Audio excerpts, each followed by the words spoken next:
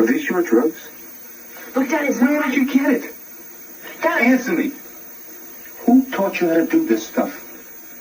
You, all right? I learned it by watching you. Parents. Then you see a pack of Hell's Angels going by, people are going to want to look. Next thing you know, cars. Because they're just staring at us and not paying attention to stop traffic. If you wanted to break the law on an everyday norm, you should have joined the street gang. That's what they're known for. That's what they do. You're not allowed to steal cars on my block. We steal those cars. I mean, it was so bad by us in Vegas.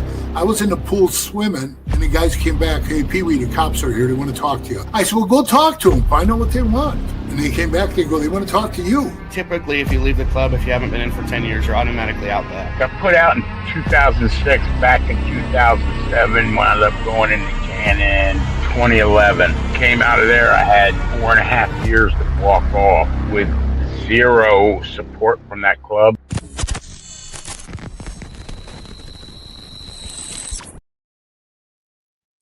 Welcome to this episode of Chatting with Staxx. I'm your host, Bill Staxx, and today we got a lot to talk about. We're going to go over to Kentucky. We got a bunch of different spots to go to. Hope you guys are all having a great day. Something weird just happened on here. So it said I had a certain amount of people watching, and then it went boom, and it disappeared. I don't know what the hell's going on. But anyway, before we get started, make sure you hit the like button, subscribe, hit the notification bell so you can get my videos every time they drop.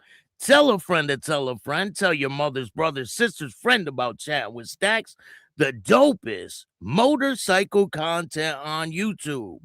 I appreciate all you guys taking the time to watch this show. We're growing at a extremely fast pace, and I'm very blessed to have all you guys watching.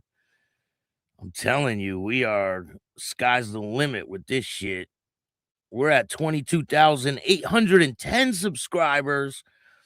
I think we got 100 subscribers in like a week. So that's pretty good. So thank you guys all for watching. We got new merch on the way. Some really dope designs. We got the trigger warning merch. This presentation may contain material some participants may find distressing, or disturbing.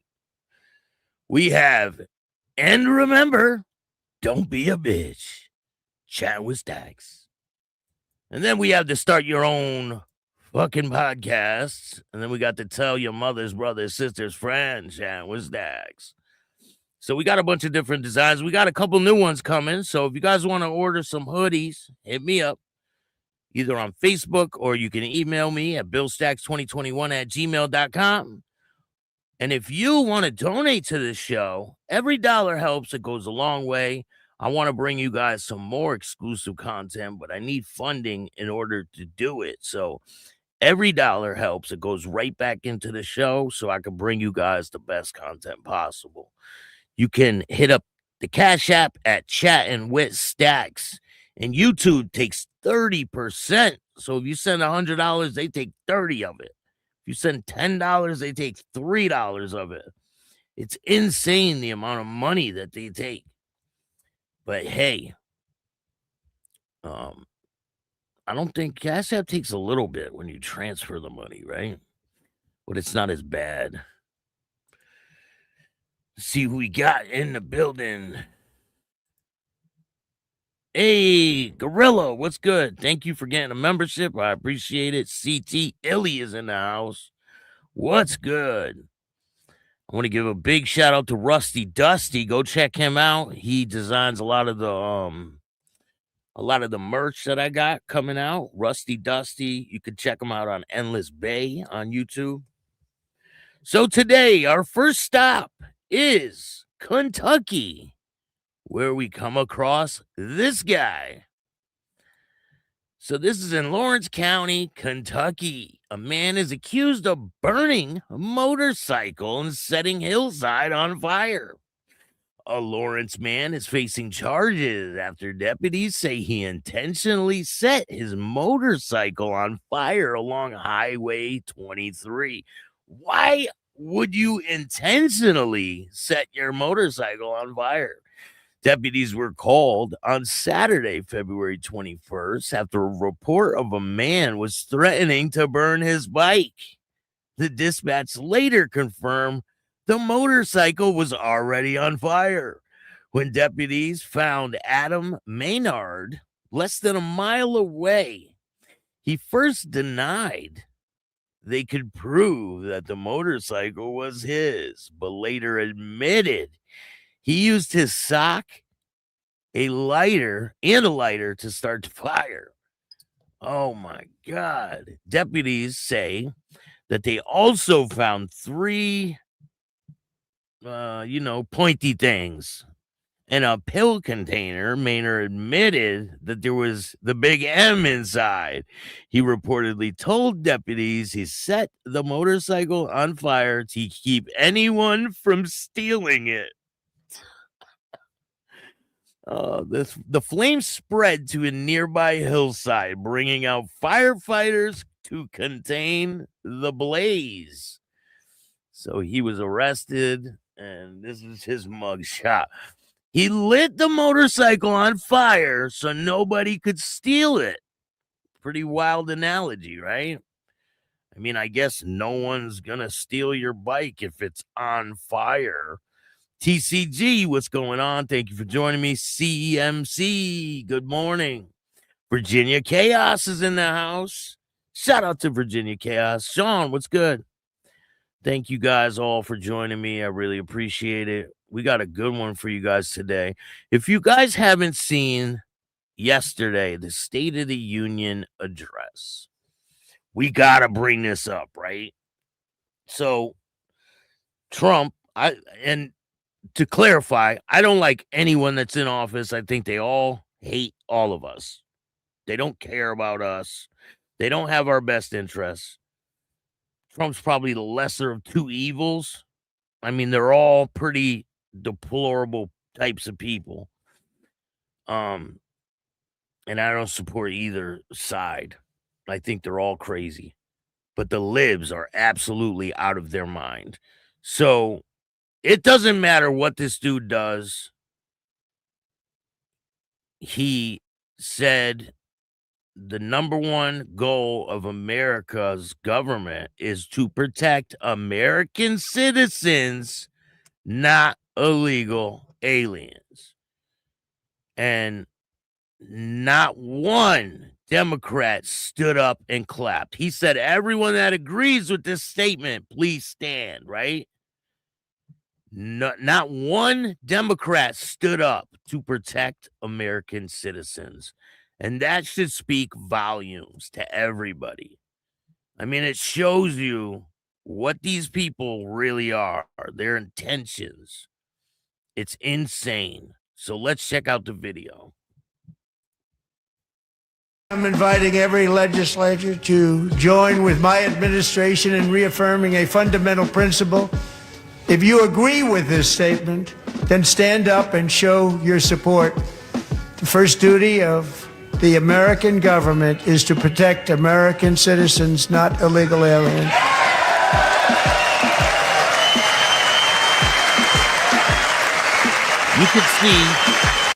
You could see to his right, not one person is standing up.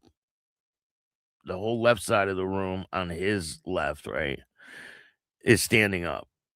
That should speak volumes to everybody.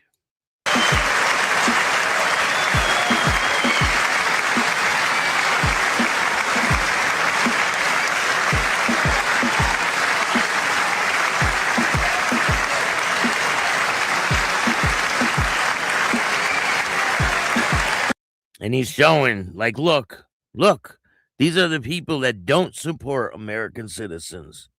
They're letting people destroy this country. People don't want to acclimate to our way of life. If they don't want to acclimate, they should just go wherever they feel comfortable, right? And all these liberals are fighting for these people when they're not even welcome in these other countries. I mean, I can't even say what they would do to them people.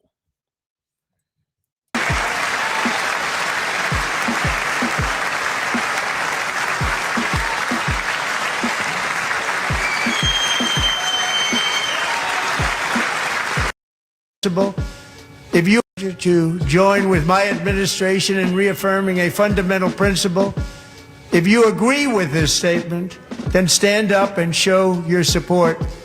The first duty of the American government is to protect American citizens, not illegal aliens. And not one Democrat stood up. Not one. So they don't want to protect us. They want to protect illegal aliens, people that don't even belong here. Like, we work our whole lives, right, in order to get Social Security, be on health care, and put into the system. These people done none of that. They don't want to come here the right way. Like, what's the problem? You don't get to skip the line. You can't go cut to be in any other country, and you can't do it here. And they have a problem with it because it's a vote in their pocket, right? And it's money in their pocket. It's just disgusting what's going on. And these people need to be held accountable. I mean,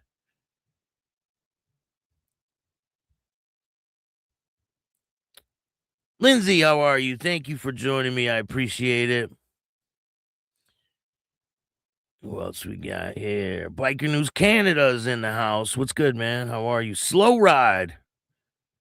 Good afternoon.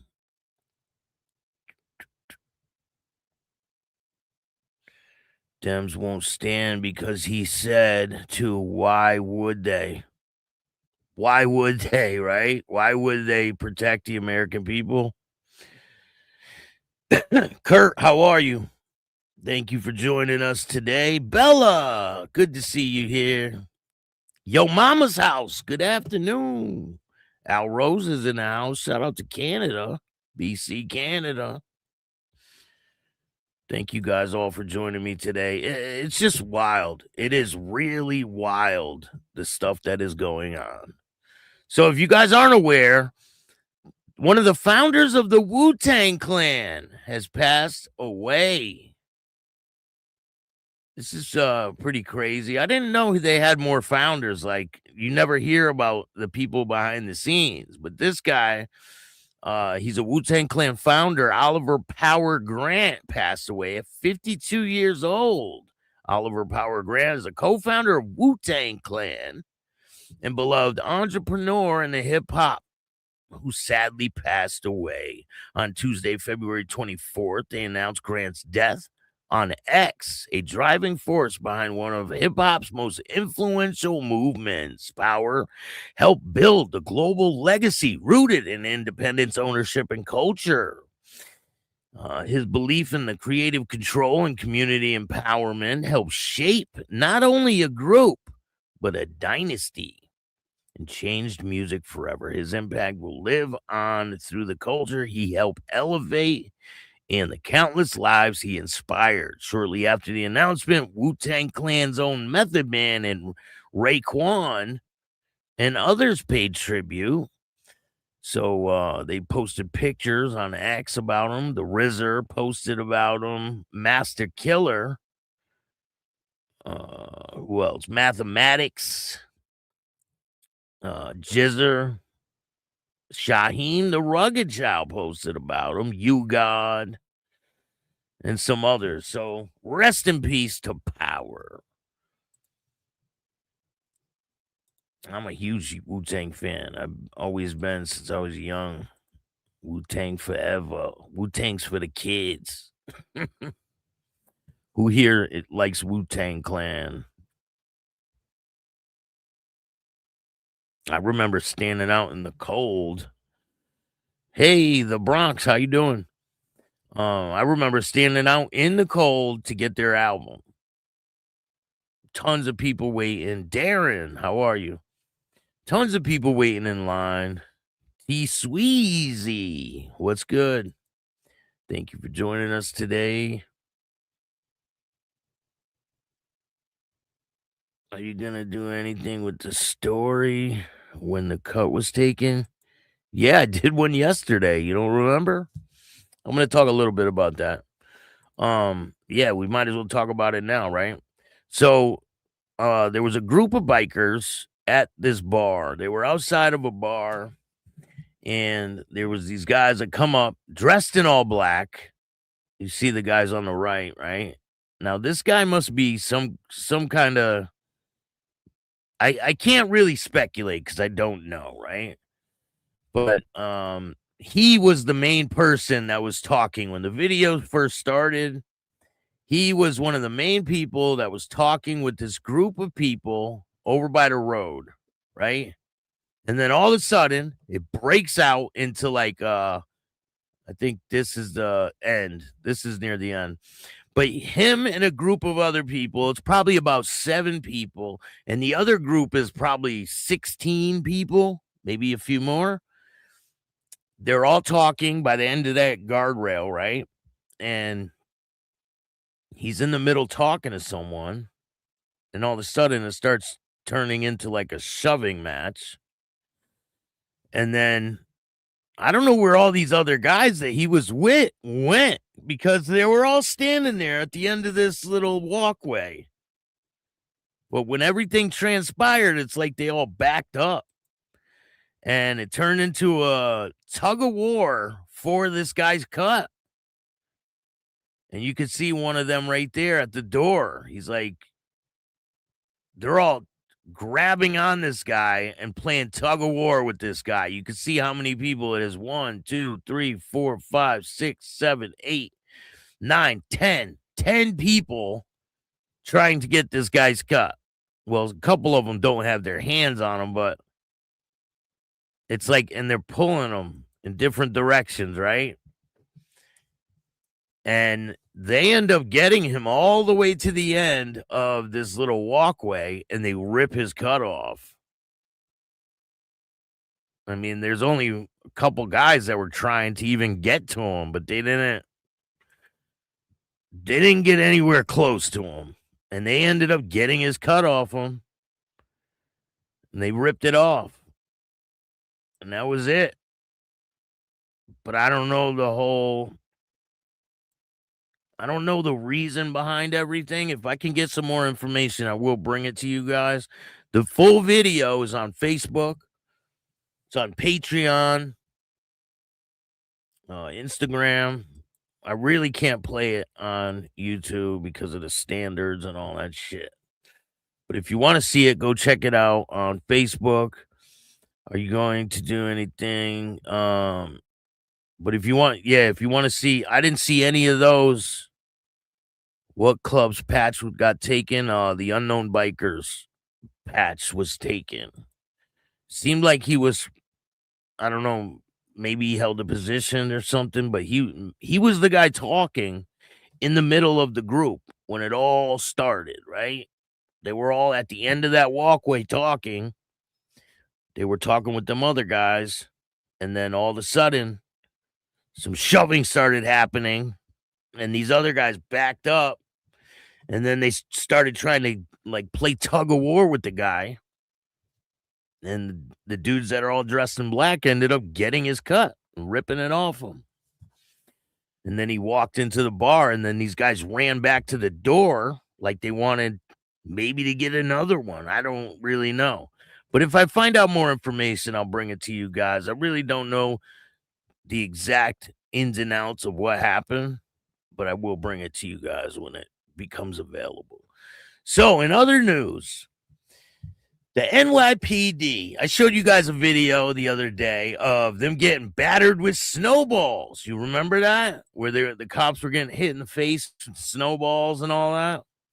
So, matter of fact, I'm going to show you guys now. So Mayor Mandami, whatever the hell his name is, the communist mayor, right? He says that this was an innocent snowball fight because people are calling for charges to be pressed against the people who were throwing snowballs at the NYPD officers. As we all know, Mayor Mandami does not respect law enforcement at all. And he wants to defund the police and bring counselors to police calls. And it is very weird what he wants to do with New York City. But he came on a press conference and said that this was an innocent snowball fight. What do you guys think? Get out of here! Get out of here! Get out of here! Did you see that? She got pegged right in the front. She got pegged. Damn. Start grabbing her neck. But this is not a snowball fight, right? The cops are getting pelted with like ice balls. And so for him to come out and say, oh no, this was an innocent snowball fight. You know, it's just a snowball fight. That's what he said. Get out of here! Get out of here! Get out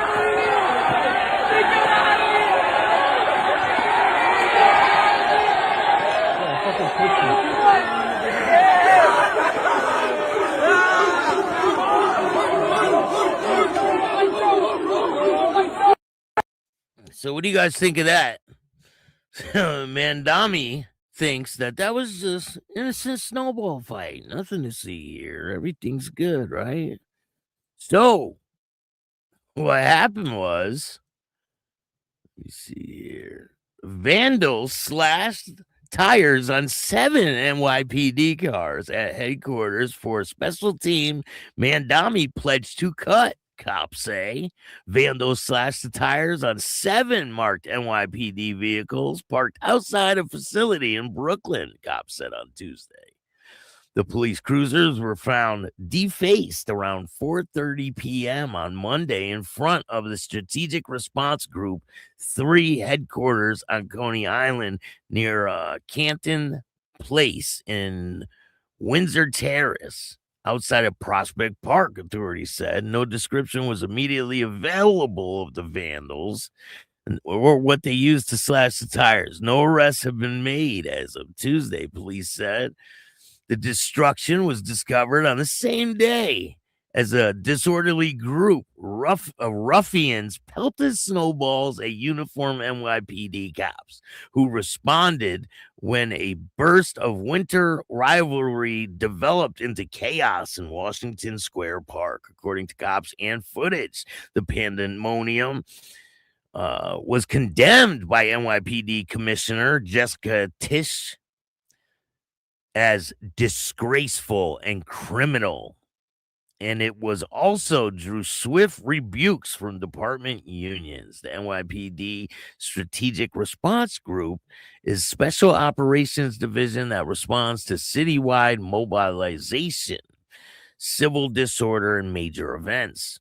They also mobilize for emergencies, events like shootings or bank robberies, according to the department's website. During Mayor Zorhan Mandami's campaign last year, he vowed to disband this elite task force. As mayor, I will disband the SRG, which cost taxpayers millions in lawsuit settlements and brutalized countless New Yorkers exercising their First Amendment rights, he wrote, just 2 months after announcing the candidacy for mayor. And now he's just saying that this is nothing more than just a simple snowball fight. And now Mandami was filmed praising a group of Muslims who glorify unaliving Christians and Jews. Democratic Mayor Zorhan Mandami in New York City has already exceeded one of the worst expectations in history. And now his behavior forces us to grapple with one of America's founding principles. In a clip posted to social media platform X, Mandami praises the group of Muslims worshippers who then prayed for the unaliving of the infidels by your sword.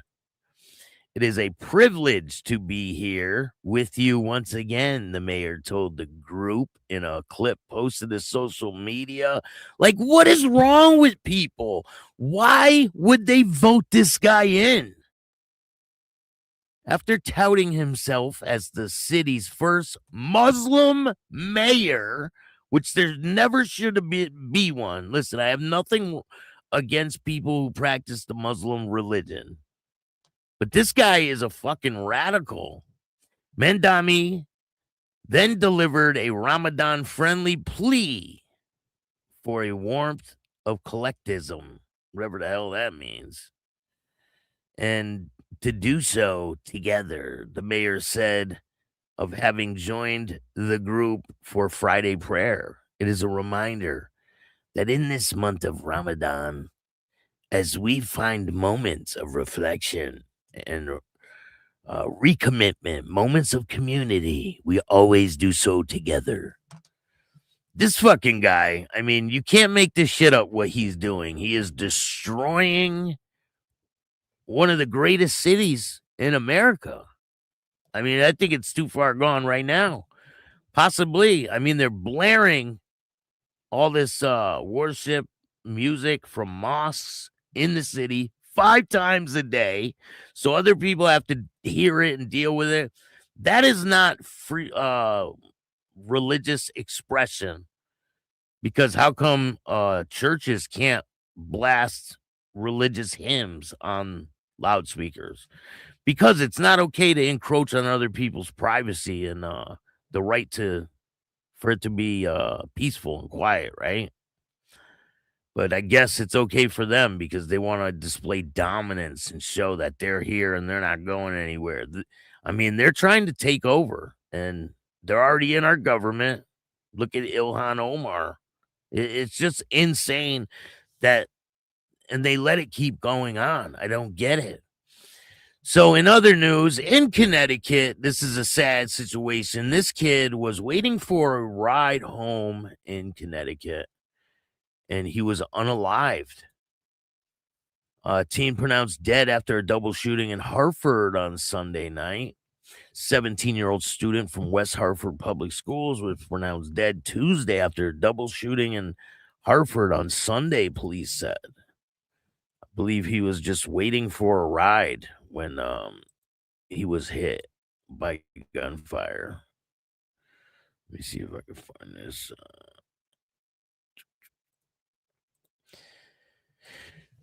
Officers were in the area of Ann Street around 1:49 a.m. on Sunday when they heard gunfire. They immediately responded and found Camden Siegel at the scene with gunshot wounds. He was listed in extremely critical condition, according to police in Hartford. He was later pronounced dead on Tuesday. While officers were still on the scene, the man in his 20s, who was also shot, arrived at the local hospital in a private vehicle. He is in critical but stable condition at the hospital, police said. Paul Venus, superintendent of West Hartford Schools, identified Siegel as a student in the district. They said tragically caught in the crossfire of a shooting. So he had nothing to do with any of it. In moments like this, the strength of the community is measured not only in its response, but by its care for one another. He said in a statement on Sunday morning, "We will move forward together with empathy, compassion, and unwavering commitment to the well-being of our children." The Hartford Police Department, Major Crimes Division, and Crime Scene Division are investigating the shooting, which remains ongoing. So this guy was just waiting for a ride home, probably at the clubs or something down there in downtown Hartford, and he got caught in the crossfire. It's insane. So one of the things, right, that we do want to know, I guess they did forget. They must have forgotten New York. Like, what is really going on? It's crazy. You would never, ever think that you would see this shit happen in New York. They're going to put Sharia law, 100%. Texas just outlawed Sharia law.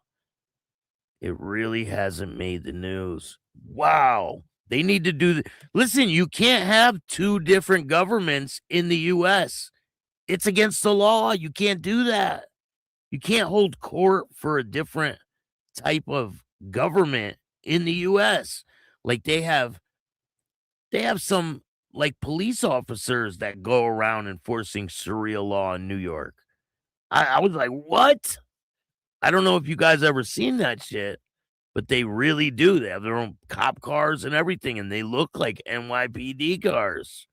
Hey, hello from Portland, Oregon. Richard, how are you? Sh00ting, what's good, man? Thank you for joining me today. I appreciate all you guys coming here. Craig, what's up? So now let's get to the topic at hand. Never forget the Patriot Act that took away your rights to privacy. 100%. It did. Insane Wheels is in the building. Shout out to Mike Ball. Thank you for joining me. I seen you were at some state something, right? With all those people, you're trying to make a difference down in your state. That was good stuff, man. I think it's Alabama, right? Sovereign citizens aren't even given that right to make you think that Muslims should have that right. I know, it's insane. You shouldn't. They don't. The bottom line is they don't. We will never acclimate to their way of life. They need to acclimate to our way of life, or just go back to wherever you came from. And the funny thing is, you got these America's being under attack. It's been under attack for a while. So you got these. I spoke to the Alabama State House yesterday. That's awesome, man. And you got these liberals. I think it was you that was saying that, right? You got these liberals down in Mexico that want Trump to save them. And then they'll come here and fight against keeping these people out of our country. It makes absolutely no sense. So people got to get it together, man. They really have to get it together. I don't understand. I don't think I'll ever understand what the fuck is going on here. But anyway, let's get to the topic at hand. This crazy bitch. She is a psycho. So this chick, she did some wild shit over there in Minnesota at the Iron Range Hells Angels Clubhouse. Now, let me see. I'm looking for the first article.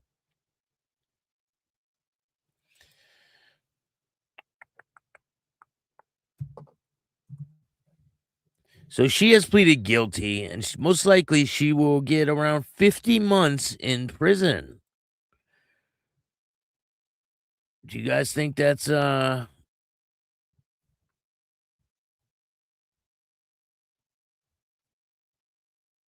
months? How long is that? That's like 5 years, right? Something like that. Does anyone know how long 50 months is? All right. In the gray, quiet northern Minnesota Iron Range, gunfire shattered the stillness outside a notorious clubhouse. And now, more than a year later, the woman responsible has admitted her guilt. The night the gunfire erupted in Eveleth. I think it's Eveleth that you pronounce it, right? Adrien Marie Gunderson, 40 years old, has pleaded guilty to felony drive-by shooting towards an occupied building after firing multiple rounds at the local Hells Angel Clubhouse on September 2nd, 2024. But why did she do this? There has to be a deeper reason, right? I mean, no one's just going to go there and start busting shots at a clubhouse for no reason, right? Like, why would she do something like this? So, according to the records of law enforcement testimony, surveillance cameras captured. Now, where did they get the surveillance cameras from? Does anybody want to maybe take a guess? Where'd they get the footage from? They got it from the Hells Angels Motorcycle Clubhouse at the Iron Range. So she was on video. It captured Gunderson arriving by vehicle shortly before the shooting. The footage shows her stepping out, walking deliberately towards the clubhouse entrance, raising a handgun. Moments later, she opened fire. Investigators recovered 14 9mm shell casings from the scene. Bullet strikes scattered the clubhouse front door and entry walls, leaving visible damage outside and inside the threshold. Now, when this whole situation happened, the Hells Angels in Iron Range posted pictures of the damage from inside the clubhouse. Very odd, isn't it? So, how did the police get this footage? It doesn't make any sense. So the bullet strike scattered in the clubhouse front door and the hallways, leaving visible damage. Clear evidence, prosecutors say. The building was actively occupied at the time of the attack. No injuries were reported, but authorities described the incident as potentially deadly. The calculated act. The charging documents indicate the shooting was not random. Surveillance video reportedly showed her approaching with purpose rather than firing from a moving vehicle. So she ended up stopping the vehicle and getting out. The factor that may weigh heavily at the sentencing. Under Minnesota law, a drive-by shooting towards an occupied building is a felony offense, which carries a significant prison exposure. Let's see.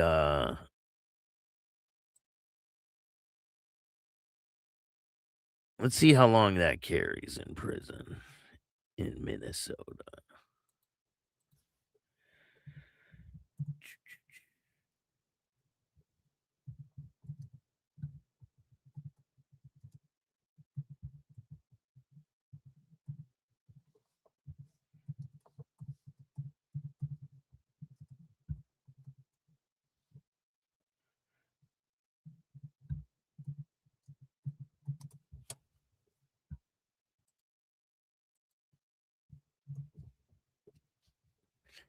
So it carries 10 years in prison, up to 10 years in prison, and or a $20,000 fine. The sentence individual receives depending on several factors, including offenders, criminal history, and the exact circumstances of the crime. Now, I believe that this is state charges. It's not federal, right? Potential for homicide charges. If the shooting causes death or the death of a human being, the sentence could have carried a punishment of up to 40 years. Multiple victims. If the drive-by shooting was part of a single behavior incident that resulting in other crimes against multiple individuals, additional sentence can be imposed. So, damn, she could get... Well, nobody got hit, so... The actual term of imprisonment is determined by the Minnesota Sentencing Guideline, which takes into account the severity of the offense and the offender's criminal history score. So it says she's facing significant exposure. Prosecutors argue the number of rounds fired, proximity to the entrance, demonstrates extreme recklessness and disregard for human life. The Iron Range community, long familiar with the outsized presence and reputation of the outlaw motorcycle clubs, was shaken by the brazen nature of the act. While tensions involving such group often simmer quietly, open gunfire in a residential city marked a rare and dangerous escalation. So this is a plea deal. So she's accepting guilt, right? As part of the plea agreement, Gunderson admitted guilt to the felony charge. In exchange, She retains the right to argue for a downward departure. Now, would you do that if you were this woman and they said, if you plead guilty, we'll give you a chance to argue for less time? Would you take that? Like, would you gamble with that? I wouldn't. Hell no. But I mean, she's on video, right? The police have the video. There's no, I mean, if you're on video doing it, it's kind of hard to beat that. So there is no, it wasn't me. I mean, she could have tried to plead insanity or something, because that is a crazy ass thing to do. I mean, we all know that, right? But so she took the plea with the right to argue for less time. But who's to say that they will give her less time? Effectively asking the court for a lighter sentence than the standard guidelines might suggest. So if they agree on it, we'll see what happens. So prosecutors, however, have signaled that they will pursue the maximum allowable penalty. And I believe that's around 50 months for her. But it could be more. Does anyone know exactly how much 50 months is? I think it's around 4 or 5 years. Sentencing is scheduled for May 4th of 2026 at 9 a.m. in state court. And is there a possibility that the feds could pick this up? There is a possibility. At the hearing, the judge will weigh in the severity of the crime, Gutherson's criminal history, and the potential danger of the occupants inside the clubhouse, and any mitigating factors presented by the defense. Though no one was physically harmed, the psychological impact lingers. 14 shell casings scattered across the pavement serve as a stark reminder on how quickly violence can erupt and how narrowly tragedy was avoided. For Eveleth, the city better known for its mining heritage than gunfire headlines, this case has underscored the public safety. For Gunderson, the plea closes one chapter but opens another, one that will determine how long she will pay for the moment that echoed far beyond the clubhouse doors. As May approaches, the courtroom will once again become the stage, not for gunfire this time, but for judgment. We will see what happens. I mean, she's shot at the clubhouse 14 times. And these guys, the members from up there, were making videos and pictures of all the damage. It hit like the door jam, and you could see the splintered wood and all this shit, and the holes in the walls, and they have video evidence. 4 years and 2 months. That's not that bad, right? I mean, that isn't that bad, I don't think. Wild times. It really is wild times, man. That is insane. Can they arrest regular people?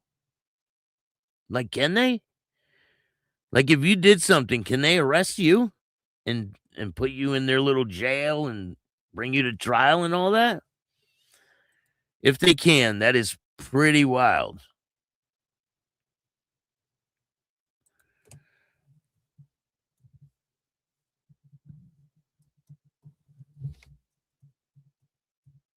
So I'm gonna send a link to someone. I'm gonna see if they'll come on. Let me see here. So, Bike Week is about to be upon us. 2 more days until Bike Week. Who in the chat is going to Bike Week this year? Any of you guys going to Bike Week?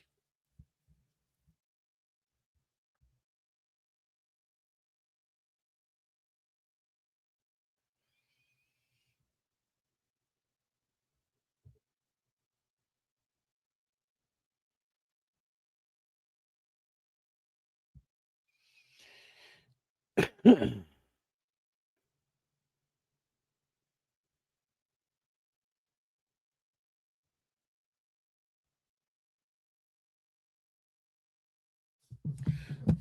right, let's see if he grabs that.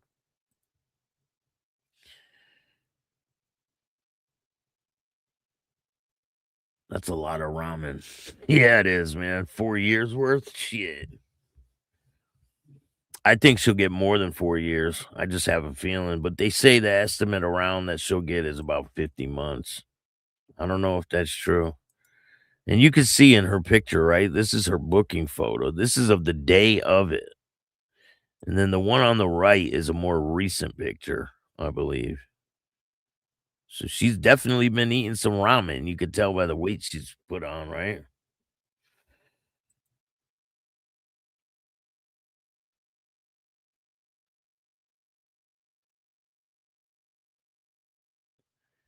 Oh man, I got something so crazy coming up for you guys. Insane. Next week. Next week, you guys are gonna absolutely love what I got coming for you guys. Craziness.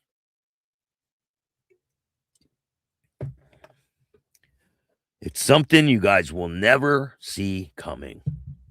Something that's just like, you'll be like, what in the fuck? I'm shocked that it's gonna transpire. She looks like the MMA Ronda Rousey. She kind of does, right? She kind of does.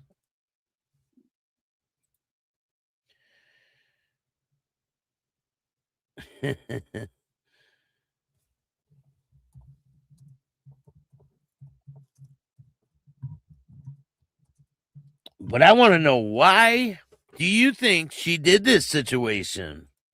We all know about the other case that they had going on up there, right? Where 4 or 5 people were arrested for some pretty heinous charges. They ended up dropping the case, right? Charges dropped after 2 years of investigation of Hells Angels on the Iron Range. Prosecutors suddenly dropped the criminal charges against 4 members of the Hells Angels Iron Range chapter last week, marking the end of a controversial investigation that led by Minnesota Bureau of Criminal Apprehension and stretched for almost 2 years.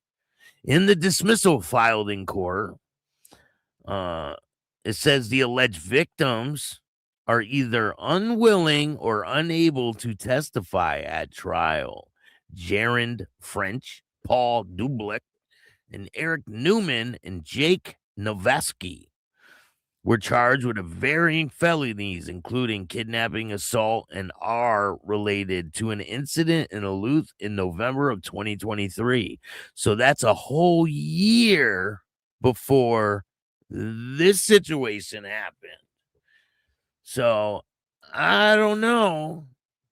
Is it possible that it's connected? Who knows? Maybe, maybe not. But they did end up dropping that case. All 4 pleaded not guilty previously and sought to have their charges thrown out after the allegations surfaced last year. This is last year that this thing came out. The BCA agents and local police monitored private text messages and jail phone calls between inmates and their attorneys. And I believe that's against the law for them to do that. Prosecutors in St. Louis County First Alert defense attorneys and law enforcement had access to privileged communication of their clients. And they're not supposed to do that. There's supposed to be something called attorney-client privilege. In April, the judge denied the defense's motion to dismiss based on eavesdropping allegations, and the cases were prepared to move forward before prosecutors dropped all the charges. As one could expect, he's happy over it. Shauna Kerfer, defense attorney for Paul Dublick, St. Louis County Attorney's Office, declined to comment. In a written statement, the spokesperson said, "We are disappointed in the dismissal of the charges, and we will continue to work with St. Louis County Attorney to seek justice for the victims in this case." Dublek and French are local president of the Hells Angels and have maintained their innocence from the beginning, according to attorneys. They put all of these resources and all of this money and all of the manpower into the ongoing after the group, not because of the evidence of the crime, French attorney said. They went after this because the group to find a crime. Both Kerfer and Crowless strongly rejected any suggestion that the alleged victims in the case might have been threatened, intimidated by the Hells Angels. The public may be misled to believe that the Hells Angels pressured these people or scared them into not cooperating or testifying. And that's BS. It's absolutely BS to think that. How the outcome of this case is promoting questions about how it started. I think the case should arise organically. I think it should have come to law enforcement because a crime is happening, he said, not because you prepared a PowerPoint and you're going to investigate an organization to find one. But they did drop these charges and they could bring them back at any time. So who knows? But what do you guys think about this situation? She was a pass around and got angry. Could be. Could be. Who knows? But for all the people that are saying, because some people are like, oh, she better watch out, they're going to go after her. No, they ain't. No, they ain't. Because if they were going to go after anyone, they would have went after Pat the Rat Matter that still lives in Minnesota, that ratted on the whole club up there. He still lives in the same house, the same state, doing the same thing, and he ratted on probably 100 guys. So all these people that say, oh, she better watch out. Nah, I don't think so. Because if anything, Pat the Rat would be the one to watch out, right? They ain't going to do nothing. Pat the Rat Matter still lives in the same house in Minnesota. And he's 81's biggest rat. Pat the Rat Matter still lives in Minnesota. So what do you guys think of this story? I'll be covering it when she gets sentenced, and we'll see exactly how much time she gets. But I appreciate all you guys taking the time to watch this show. There's a lot of content on the way. I got a mind blower for you guys coming probably Friday. But next week, oh shit, be prepared to be blown away. I really appreciate you guys. If you like this show, hit the like button, subscribe, hit the notification bell so you can get my videos every time they drop. Tell a friend to tell a friend. Tell your mother's brother, sister's friend about Chatting with Staxx, the dopest motorcycle content on YouTube. If you want to donate to the show, you can hit up the Cash App at Chattin with Staxx. Every dollar helps. It goes a long way. I put it right back into the content. Or you can donate to Venmo, PayPal, Super Stickers, Super Chats, Zelle, all that good stuff. And if you want to tell your story on Chatting with Staxx, or you have a story you want me to do, just email me at billstax2021@gmail.com or hit me up on Facebook at Bill Staxx. And if you want to get a hoodie, you could get a Start Your Own Fucking Podcast hoodie. And remember, don't be a bitch hoodies, trigger warning hoodies, tell your mother's brother, sister's friend hoodies. And I got like 2 more designs on the way. So I appreciate all you guys. Thank you. And remember, don't be a bitch.